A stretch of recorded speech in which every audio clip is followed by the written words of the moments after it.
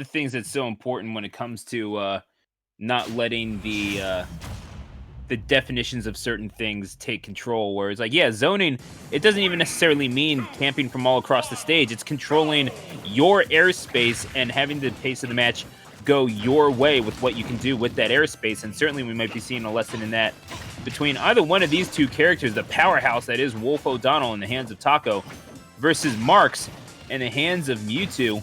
And as we're going to see this this battle kickoff, on Battlefield for game number 1. It'll be interesting to see how this dynamic plays out. All I can think of is Mewtwo is a very large boy, and Wolf, well, hits pretty darn hard. Yeah, it might be a simple deduction of the matchup, but that's how it goes. Unfortunately, if you're going to be air dodging into things, you got to pay that price, and Mewtwo hits pretty damn hard in its own right.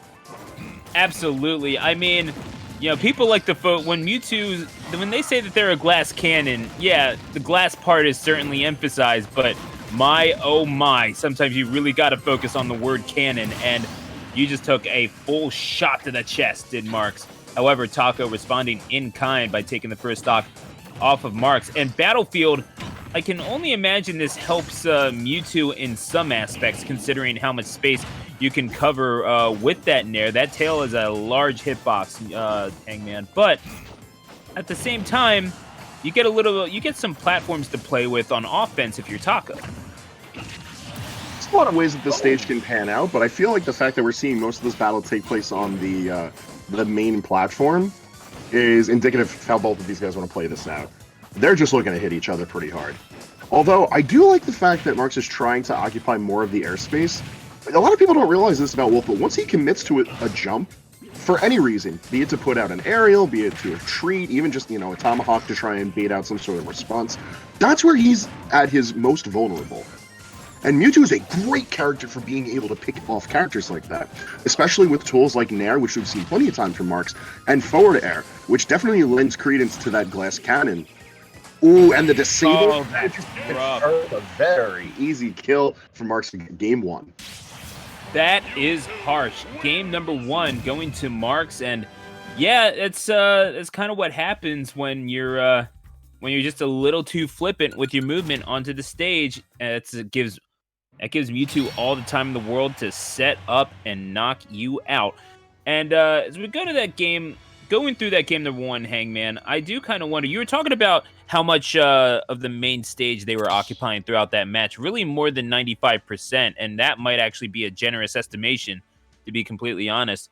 Treating those platforms almost like they were stage hazards, but I can almost kind of see the logic within that, because, yeah, like, maybe it gets you closer to a blast zone, but there's always the risk-reward assessment, isn't there, where you don't want to be the one that's caught above, because Mewtwo's up smash isn't all that bad.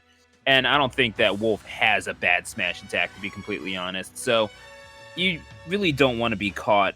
You don't want to be the guy that's just caught standing above the gigantic hitbox of whatever powerhouse character you're fighting. As we continue on with this game number 2, the character switch will indeed be employed.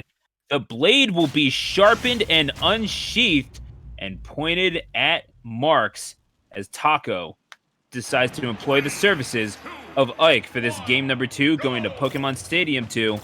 And here we go. I'll be honest with you, Stu, I'm not sure how I feel about this character change. Ike brings plenty of hard hits to the table and is able to punish to the air just as good as Wolf can and just as well as Mewtwo does.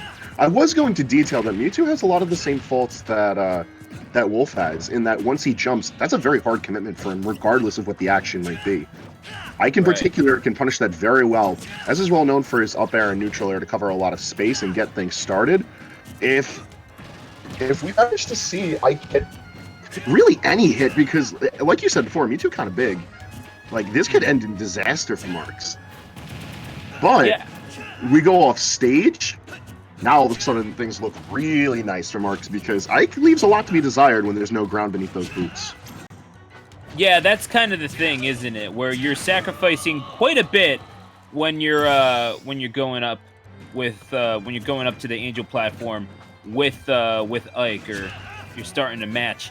It's one of those deals where you know exactly what you want to achieve. You want to make sure that everything within 10 feet of you is a no-flight zone, and you are going to do everything within your power, including that nair, multiple times to make sure that that objective is achieved. At the same time, you're kind of saying, if I get into a disadvantageous situation, I may very well just lose this stock, and that's perfectly okay with me because I want to make sure that your offensive game plan is never implemented in the first place, and that's something that I can kind of respect, especially when the results seem to bear the evidence of that assumption. Even though we're evened up at 2 stocks to 2, looking pretty decent for Taco right now. Taco's doing a good job of forcing Marx to respond to where he is, be it just raw positioning or the fact that we're seeing constant down tilt and nair pressure. Yeah, but one thing I do want to see employed from Taco is the fact that Aether is a pretty reliable out of shield option. Not something that I would expect to be spammed to the degree of nair, but just like that, it's a really good way to reset neutral and has a pretty interesting amount of knockback. It leads into kills, just like we saw. Yeah, beautifully done, and that was Taco responding well to the edge guard situation. All you gotta do is stick your sword out there, and you get yourself that kill. However, Confusion and the Energy Blast straight to the chest is going to take Taco down to their winner's side stock in this round 1 best of 3 clip. Marx looking to close this out, and honestly did very well to respond in that second stock and turning this thing around, because it could have gotten away from him very quickly, but Marx rising to the occasion.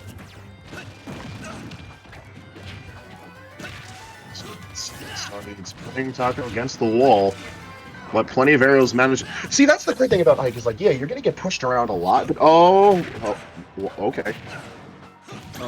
Interesting. Oh, beautifully set up on the platform. You got caught, and Marx making tournament dreams made manifesto. That's going to be a 2-0 victory for Marx.